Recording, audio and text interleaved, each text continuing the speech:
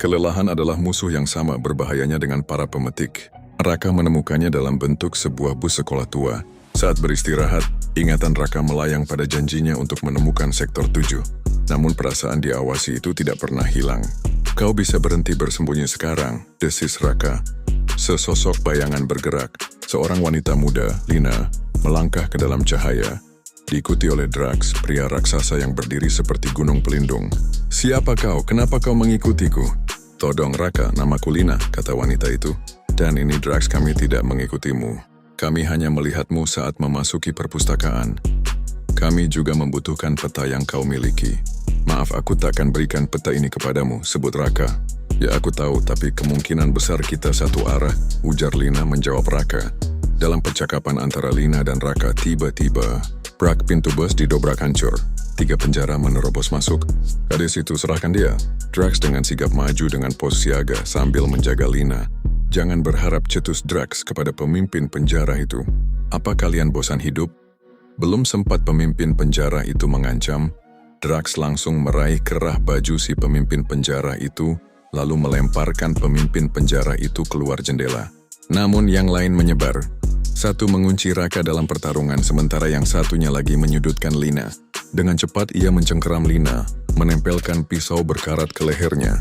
Dari sudut matanya, Raka melihat mata Lina yang melebar ketakutan. Dunia di sekitarnya seakan melambat. Semua suara meredam kecuali detak jantungnya sendiri. Kemarahan dingin menjalari dirinya. Mengabaikan bahaya, Raka membanting lawannya ke tiang logam bus. Pemimpin penjara berdiri dan tertawa. Ujung pisaunya mulai menekan kulit Lina. Ternyata di saat pertarungan itu Drax dan Raka lengah. Waktu seakan berhenti. Raka melihat celah untuk menyelamatkan Lina dari genggaman pemimpin penjara itu.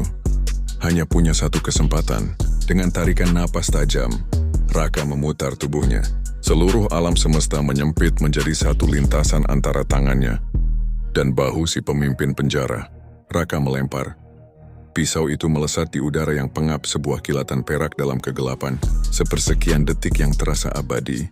Kemudian pisau itu menancap dalam di bahu si pemimpin. Jeritan kesakitan pecah saat cengkeramannya pada Lina terlepas. Melihat kesempatan itu, Drax langsung memberinya tinjuan hingga pemimpin penjara itu ambruk tak sadarkan diri.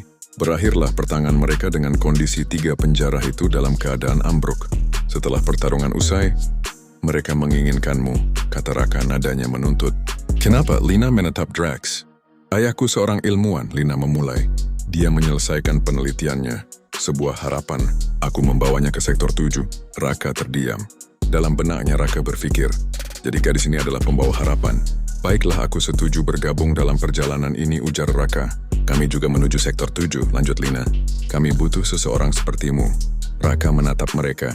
Janjinya pada adiknya bukan hanya tentang menemukan tempat aman, tapi tentang menemukan alasan untuk terus berjuang.